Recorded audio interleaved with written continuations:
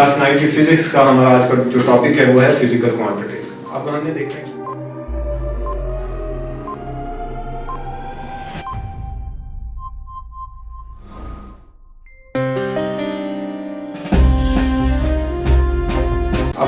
कि physical quantities होती क्या है। सो फिजिकल क्वांटिटीज वो क्वांटिटीज हैं जो कि मेजरेबल क्वांटिटीज, यानी वो मिकदारें जिनको हम मेजर कर सकते हैं।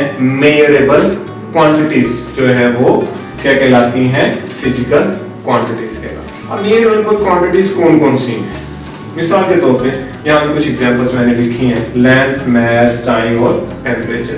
आप इसमें से किसी एक क्वांटिटी को ले लें तो आपको बिल्कुल आसानी से समझ आ जाएगा कि हम उसको मेजर कर सकते हैं। आप क्या कर सकते हैं? टेम्परेचर को मेजर नहीं कर सकते? हम बिल्कुल कर सकते हैं। हम थर्मोमीटर का इस्तेमाल करते हैं टेम्परेचर को मेजर करने के लिए।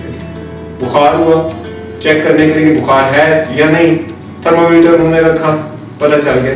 आजकल कोविड-19 के लिए वो थर्मोगन है, थर्मोगन दूर से ऐसे रखते हैं, बता देते हैं कि ये शख्स जो है इसको बुखार है या नहीं। थर्मोमीटर मुंह में रखने की या आर्मपिट में रखने की जरूरत ही नहीं है। तो temperature is a measurable quantity. इसी तरह टाइम, वक्त को आप सोचेंगे वक्त को कैसे? हम घंटों का हिसाब रखते हैं, मिनट्स का हिसाब रखते हैं, सेकंड्स का, इवन कि हम फ्रैक्शंस ऑफ सेकंड्स का हिसाब रखते हैं। तो time is also a measurable quantity. हमें पता है कि दिन 24 घंटे का होता है। मैस से मुराद किसी भी चीज में मैटर की क्वांटिटी कितनी है।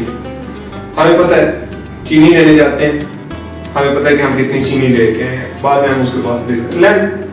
हमें कपड़े सिलाई करने के लिए हमें कपड़ा चाहिए, हमें कपड़े सिलाई करवाने हमें कपड़ा चाहिए। हम बाजार जाते हैं, हम उसे कहते, ये तो सिंपल जाके नहीं कहते कि जी हमें कपड़ा दे दो, हमें सूट के लिए चाहिए। अब अगर हम सिंपली उसे कहेंगे सूट के लिए चाहिए तो अंदाजा कर लेते हैं कि एक सूट के लिए कितना कपड़ा हमें दरकार होगा। अच्छा, वो कहेगा कि ये आपको इतना कपड़ा दरकार होगा, मैं इतना कपड़ा आपको दे देता हूँ। इसी तरह हम फॉर एग्जांपल हमने इस्लामाबाद से लाहौर जाना है। अब ये बहुत लंबा डिस्टेंस है, लेकिन ये लेंथ है। हम ये कितना फासला हम तय कर रहे हैं, कितना डिस्टेंस हम तय कर रहे हैं, ये एक लेंथ है। सो इस लेंथ को भी हम मेजर कर सकते हैं। मेरे कहने का मतलब ये है, मकसद ये है कि लेंथ खा छोटी है खा बड़ी है, हम उसको मेजर कर सकते हैं। सो इस वजह से वो क्या है? मेजरेबल क्वांटिटी है। अब मेजरेबल जितने भी क्वांटिटीज हैं उनके अंदर 2 कैरेक्टरिस्टिक्स मोस्ट कॉमनली होते हैं। कौन कौन से? यानी उनकी कोई ना कोई न्यूमेरिकल वैल्यू होगी या न्यूमेरिकल मैग्नीट्यूड होगा, यानी हम उस क्वांटिटी के लिए कोई ना कोई नंबर का इस्तेमाल करेंगे। मिसाल के तौर पे मैंने यहाँ पे 104 लिखा है और 104 कुछ भी हमें समझ नहीं आता कि 104 है क्या। आखिर आया ये लेंथ के लिए है, मास के लिए, टाइम के लिए, टेम्परेचर के लिए। तो उसके लिए हमें उसका दूसरा कैरेक्टर साथ लिखना पड़ता है जो कि यूनिट कहलाता है। मेजरेबल क्वांटिटीज के 2 कैरेक्टरिस्टिक्स हो गए, एक न्यूमेरिकल वैल्यू और दूसरा उसके साथ यूनिट उसका हो गया। अब हर न्यूमेरिकल वैल्यू के साथ हमें जब भी हम मेजरेबल क्वांटिटीज की बात करेंगे तो हमें उसके साथ उसका यूनिट लिखना पड़ेगा। लास्ट हमें बताना पड़ेगा कि आखिर ये जो न्यूमेरिकल वैल्यू हमने लिखी है वो किसके लिए लिखी है? लेंथ के लिए, मास के लिए, टाइम के लिए या टेम्परेचर के लिए। मिसाल के तौर पे अगर मैं 104 kg लिख लूं तो इस kg से मुराद क्या हो जाएगी कि ये मैंने किसके लिए लिखा है? मास के लिए। इसी तरह अगर मैं इसी 104 के साथ मीटर्स लिख लूं यानी 104 मीटर, सो अब ये किसकी बात होगी? लेंथ की। देखिए नंबर वही है, समझने की बात ये कि नंबर वही है, लेकिन ये जो यूनिट है ये एक्चुअल हमें आइडिया दे रहा है, बता रहा है कि आखिर हम बात किसकी करना चाह रहे हैं। इसी तरह अगर मैं लिख लूं 104 सेकंड्स, तो अब इसका मतलब ये हो गया कि हम टाइम की बात कर रहे हैं कि ये टाइम है।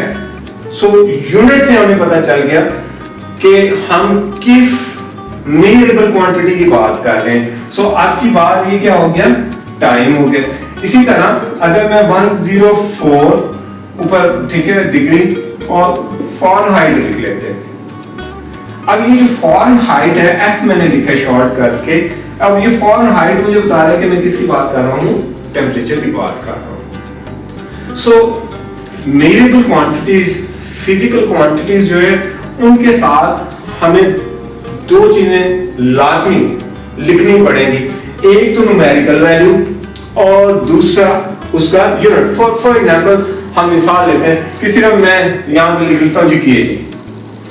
अब केजी कितने केजी, मैं शुगर लेने गया तो शुगर शॉपकीपर को मैंने कहा जी कि मुझे चीनी दे दें, शुगर चाहिए मुझे और मुझे केजी शुगर दे दें। तो दुकानदार एकदम मेरी तरफ हैरानगी से देखे, क्या हो गया, कोई समझ नहीं आएगी इससे। लेकिन अगर मैं उसे कहूं कि मुझे 5 केजी शुगर दे दें, यानी मुझे 5 किलो चीनी दे दे, तो फौरन 5 किलो चीनी जो है मेजर करेगा, उसको तोलेगा, शॉपर में डालेगा और मुझे यहाँ बैग में डालेगा और वो मुझे दे देगा। और मैं भी मुतमईन होके 5 केजी चीनी जो है वो घर ले आऊंगा कि मैं 5 केजी, वरना मैं घर आके सोचता रहता पता नहीं ये चीनी कितनी है, 1 केजी है, 2 केजी है, 3 केजी है, कितना मैथ है, तो मैं कंफ्यूज रहता। तो इसलिए मुझे उसे बताना पड़ेगा कि मुझे कितनी चाहिए, 5 केजी शुगर चाहिए। लेकिन अगर फर्ज करें मैं उसे जाके कहता हूं कि मुझे 5 चाहिए, अब दुकानदार के लिए ये समझना मुश्किल है होगा कि मुझे 5 केजी देनी है या 5 ग्राम्स देनी है या 5 टन्स मुझे शुगर देनी है, तो आप दुकानदार कंफ्यूज हो जाएगा। सो इसके लिए मुझे न्यूमेरिकल वैल्यू के साथ उसका यूनिट भी लाजमी बताना पड़ेगा। ये आम एग्जाम्पल, लेकिन इसी तरह फिजिक्स के अंदर भी हमें जो चीज की हम मेजरेबल क्वांटिटी की बात करेंगे, हमें उस क्वांटिटी के साथ उसका यूनिट भी बताना पड़ेगा। हमें ये बताना पड़ेगा, एक्सप्लेन करना पड़ेगा कि हम आखिर बात किसकी कर रहे हैं। सो ये इट्स वेरी इंपॉर्टेंट कि हम न्यूमेरिकल वैल्यू के साथ उसका यूनिट भी रखें। जब भी हम फिजिकल क्वांटिटीज और फिजिक्स की हम स्टडी करेंगे तो हमारे लिए दो चीजें इंपॉर्टेंट होंगी, एक उसकी न्यूमेरिकल वैल्यू और दूसरा उसका यूनिट। सो हमने जब भी लिखना है न्यूमेरिकल वैल्यू और उसके साथ उसका यूनिट भी लाजमी साथ लिखना है। सो आई होप सो कि आपको फिजिकल क्वांटिटीज का कंसेप्ट क्लियर हुआ होगा। नेक्स्ट वीडियो में हम पढ़ने जा रहे हैं कि बेस क्वांटिटीज क्या है और ड्राई क्वांटिटीज क्या है। सो